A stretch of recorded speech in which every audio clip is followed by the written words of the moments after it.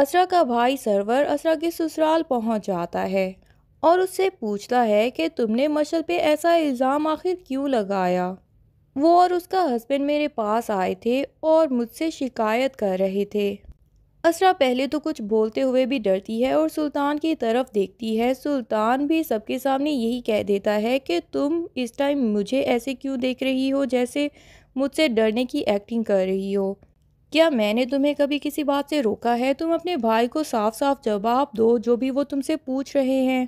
اسرا کا بھائی لیکن پہچان جاتا ہے اور وہ کہتا ہے کہ اسرا کوئی ایکٹنگ نہیں کر رہی بلکہ وہ سچ میں تم سے اس ٹائم ڈر رہی ہے۔ تم اگر تھوڑی دیر کے لیے چپ ہو جاؤ تو اسرا خود ہی مجھے جواب دے دے گی۔ اسرا ڈرتے ڈرتے پوری کی پوری سٹوری اپنے بھائی کو بتا دیتی ہے۔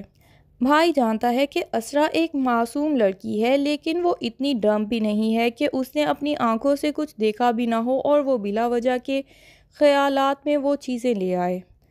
وہ سلطان کو دھمکاتے ہیں اور کہتے ہیں کہ میری بہن اتنی بیوقوف نہیں ہے اور تم اسے بیوقوف بنانے کی کوشش بھی مت کرنا ورنہ مجھ سے برا کوئی نہیں ہوگا۔ سلطان جو کہ پہلے ہی اسرا کی ماں کی دھمکیاں سن کے اتنے غصے میں تھا، اب اس کے بھائی کی دھمکی سن کے تو مزید غصہ ہو جاتا ہے اور ان سے یہی کہتا ہے کہ شاید آپ کو معلوم نہیں کہ آپ کی بہن دماغی توازن کھو چکی ہے۔ اس کو بلا وجہ کی چیزیں دکھائی دینا شروع ہو جاتی ہیں اور اکثر ایسا کچھ ہوا بھی نہیں ہوتا جیسے یہ سمجھ کے بیٹھ جاتی ہے اور پوری سٹوری بنا لیتی ہے۔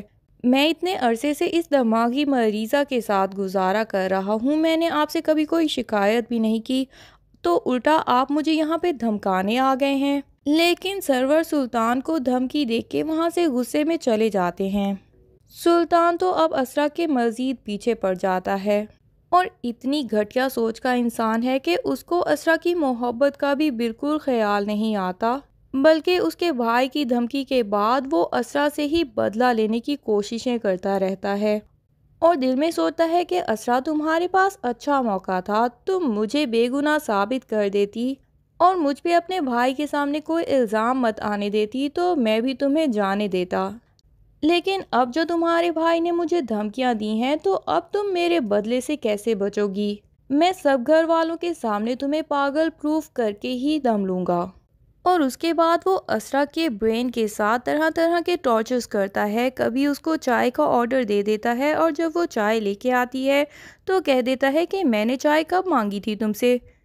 پھر کبھی اس کا موبائل چارجر یا کوئی بھی چیز چھپا کے رکھ لیتا ہے جو اسرا پورے گھر میں ڈھونڈتی رہتی ہے اور اینڈ پہ سلطان وہ چیز بالکل سامنے سے برآمد کر کے دکھا دیتا ہے کہ یہ دیکھو بالکل سامنے تو پڑی تھی، تمہیں دکھائی ہی نہیں دیتا ہے۔ تمہارا دماغ اصل میں آج کل بالکل کام نہیں کر رہا، پتہ نہیں کہاں کھوئی ہوئی ہوتی ہو۔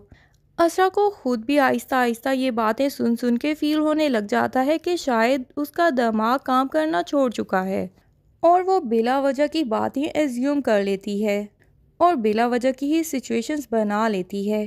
ادھر سلطان کی ماں سرور کے جانے کے بعد سلطان کے ابا سے کہتی ہے کہ مجھے تو سرور بھائی کی باتیں بالکل ٹھیک لگیں اور یہ بالکل عین ممکن ہے کہ سلطان کوئی چالاکی کر رہا ہو اور اسرا کو بیوقوف بنا رہا ہو، کیونکہ سلطان بہت ہی چالاک انسان ہے اور اسرا بہت معصوم لڑکی ہے۔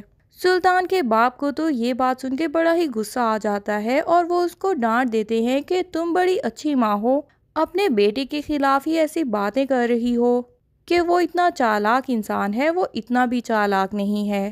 اگر ایسا کچھ ہوتا تو وہ تمہیں یا مجھے تو بتا دیتا۔ اسرا ایک نہایت ہی بیوقوف لڑکی ہے اور یہ سارا کیا دھرا اسرا کا ہی ہے۔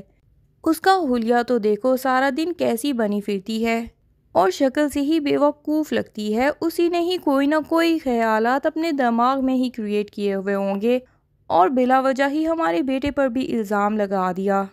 اور اسرا کی اتنی بیوقوفیاں دیکھ دیکھ کے ایکچولی مجھے بھی تھوڑا سا اس پہ غصہ آنا شروع ہو گیا تھا۔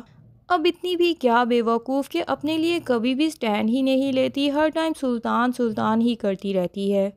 پھر سلطان کو بھی کبھی دیکھ کے لگتا تھا کہ اس کو تھوڑی سی سزا ملے اور اس کے بعد واپس ٹھیک ہو کے اسرا کے پاس آ جائے، لیکن اب اس کی اتنی چالاکیاں دیکھ دیکھ کے تو دل کرتا ہے کہ اسرا اس سے ڈیورس لے کے اسرار سے ہی شادی کر لے اور سلطان کو پھر اپنی سزا ملے جب وہ اسرا کو اپنے سے زیادہ اچھے انسان کے ساتھ اور خوش زندگی گزارتے ہوئے دیکھے۔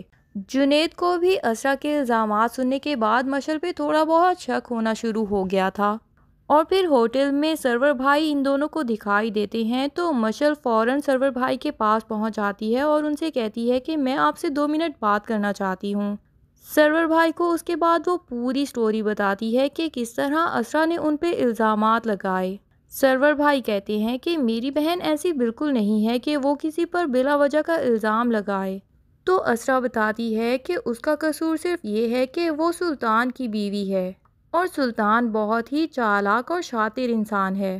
جنید آ کے کہتا ہے کہ مجھے تو اپنی بیوی پر بھی شک ہے، تو سرور بھائی اسے کہہ دیتے ہیں کہ میری بہن کی فرینڈ ایسی بالکل نہیں ہو سکتی، اور اگر مشعل ایسی ہوتی تو جو چور ہوتا ہے وہ اس بات کو اگنور کرتا ہے، نہ کہ اس کو کلیئر کرنے کی کوشش کرتا ہے، جس طرح مشعل مجھ سے یہ بات کلیئر کرنے کی کوشش کر رہی ہے۔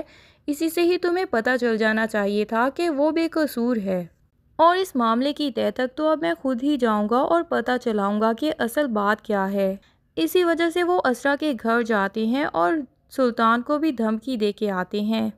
سلطان اسرا کو بلیک میل کرنا شروع کر دیتا ہے اور اسے موبائل دے کے کہتا ہے کہ تم مشعل کو کال کرو اور اسے اپولوجائز کرو جو بھی کچھ تم نے اس پہ الزامات لگائے، اور اسے بتا دو کہ یہ سب تمہارے ہی خرافاتی آئیڈیاز تھے، بلکہ میرے موبائل میں تم نے کوئی ایسی حقیقت نہیں دیکھی، تمہارا اپنا دماغ آج کل غائب ہو چکا ہے۔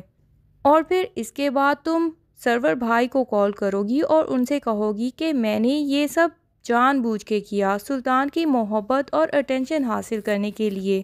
اپنی غلطی تسلیم کر لو اور اس کے بعد میں تمہیں بخش دوں گا، ورنہ جو تم اپنا دماغی توازن کھو چکی ہو، تمہارا کسی اچھے ڈاکٹر سے علاج کروانا پڑے گا اور تمہیں کسی پاگل خانے میں ایڈمٹ کرنا پڑے گا۔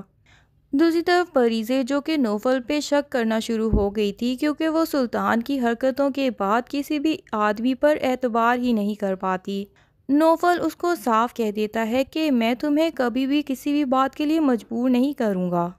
بے شک میں تم سے دل سے محبت کرتا ہوں اور میری محبت سلطان کی طرح کی نہیں ہے، لیکن میں یہ بھی نہیں کہتا کہ تم واپسی پہ مجھے اتنی ہی محبت دو، میرے لیے یک طرفہ محبت بھی کافی ہے۔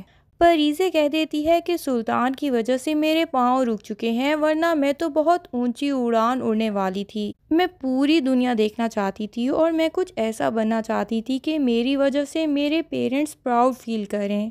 نوفل اسے کہہ دیتا ہے کہ ابھی بھی آسمان بالکل صاف ہے اور تمہارے راستے میں کوئی بھی رکاوٹ نہیں ہے، تم جتنی اونچی پروان اڑنا چاہتی ہو اڑ جاؤ، پوری دنیا کا تو نہیں جانتا پر مجھے تم ہمیشہ اپنا مددگار اور اپنے ساتھ پاؤ گی۔